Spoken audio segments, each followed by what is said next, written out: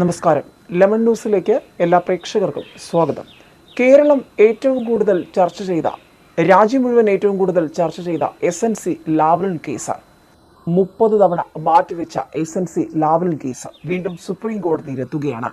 ഒരിടവേളയ്ക്ക് ശേഷം കേരള രാഷ്ട്രീയം വരാൻ പോകുന്ന ലോക്സഭാ തെരഞ്ഞെടുപ്പിന്റെ വിധിയെഴുത്ത് എന്ത് എന്നറിയാൻ വേണ്ടി ഉറ്റുനോക്കുന്ന സമയത്ത് തന്നെയാണ് SNC ലാവ്ലിൻ കേസ് വീണ്ടും ചർച്ചയാകുന്നത്. അതിൽ ഏറ്റവും പ്രധാനമായി എടുത്തു പറയേണ്ടത്, പോയ ദിവസങ്ങളിൽ വലിയ രാഷ്ട്രീയ ആരോപണ പ്രത്യാരോപണങ്ങളാണ് കേരളം കണ്ടത്.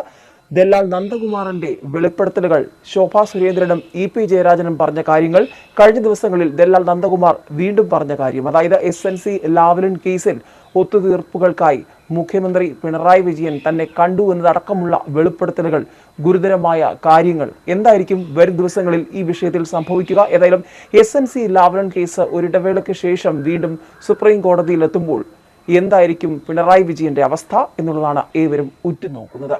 സുപ്രീം കോടതിയിൽ 8ാം വർഷത്തിലേക്ക് കടന്ന SNC ലാവ്ലിൻ കേസിൽ ബുധനാഴ്ച അന്തിമ വാദം ആരംഭിക്കുകയാണ്.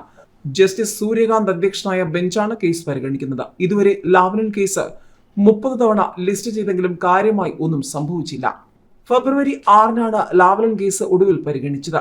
വൈദ്യുതി മന്ത്രിയായിരുന്ന പിണറായി വിജയൻ, ഊർജ്ജ വകുപ്പ് മുൻ സെക്രട്ടറി K മോഹനചന്ദ്രൻ, മുൻ ജോയിന്റ് സെക്രട്ടറി A ഫ്രാൻസിസ് എന്നിവരെ ഹൈക്കോടതി കുറ്റവിമുക്തരാക്കിയതിനെതിരെ CBI നൽകിയ അപ്പീലാണ് സുപ്രീം കോടതിക്ക് മുൻപാകെ ഉള്ളത്. ഇതിനിടെയാണ് കഴിഞ്ഞ ദിവസം നന്ദകുമാർ ഗുരുതരമായ ആരോപണങ്ങൾ മുഖ്യമന്ത്രി പിണറായി വിജയനെതിരെ ഉയർത്തിയത്. ലാവ്ലിൻ കേസിൽ എന്തുകൊണ്ട് മുഖ്യമന്ത്രി പിണറായി വിജയന് പിടി വീഴുന്നില്ല എന്ന കഴിഞ്ഞ കുറേ നാളായി കേരളത്തിലെ പ്രതിപക്ഷവും മാധ്യമങ്ങളും സോഷ്യൽ മീഡിയയും ചോദിച്ചുകൊണ്ടിരിക്കുകയാണ്. ഇപ്പോഴിതാ പിണറായി വിജയന് ലാവ്ലിനിൽ വലിയ ചോദ്യങ്ങൾ ഉയർത്തിക്കൊണ്ട് നന്ദകുമാർ രംഗത്ത് വന്നിരിക്കുന്നു.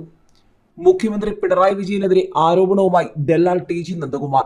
ലാവ്ലിനുമായി ബന്ധപ്പെട്ട കേസ് 2016-ൽ വീണ്ടും കോടതിയിൽ വന്നപ്പോൾ പിണറായി വിജയൻ തന്റെ സഹായം തേടിയെന്നാണ് TG നന്ദകുമാർ പ്രമുഖ മാധ്യമത്തിന്റെ ചർച്ചയിൽ ആരോപിച്ചത്. കേസ് ഹൈക്കോടതി ബെഞ്ചിൽ നിന്ന് മാറ്റിവെക്കാൻ പിണറായി വിജയൻ തന്റെ സഹായം തേടിയെന്ന ഗുരുതര ആരോപണമാണ് TG നന്ദകുമാർ ഉന്നയിച്ചിരിക്കുന്നത്. മുഖ്യമന്ത്രി പിണറായി വിജയനെതിരെ ഗുരുതരമായ ആരോപണങ്ങളാണ് നന്ദകുമാർ ഉന്നയിച്ചിരിക്കുന്നത്. 2016-ൽ മുഖ്യമന്ത്രി പിണറായി വിജയൻ നവകേരള യാത്ര നടത്തുമ്പോൾ ലാവ്ലിൻ കേസ് വീണ്ടും വിഴുങ്ങാൻ വന്നപ്പോൾ അദ്ദേഹം തന്റെ സഹായം തേടിയ ആളാണ്. ഇല്ലെന്ന പിണറായി വിജയൻ പറയട്ടെ, തന്നെ അറിയില്ല എന്ന് പറയരുത്. 2013-ൽ ലാവ്ലിൻ കേസ് ഡിസ്ചാർജ് ചെയ്തതിന് മേൽ ഹൈക്കോടതിയിൽ അപ്പീൽ വന്നു. 2016-ൽ തെരഞ്ഞെടുപ്പിന് മുൻപ് അപ്പീൽ കേൾക്കാൻ തീരുമാനിച്ചു. അതായത് സംസ്ഥാന സർക്കാർ ഹൈക്കോടതിയിൽ പെറ്റീഷൻ ഫയൽ ചെയ്തു.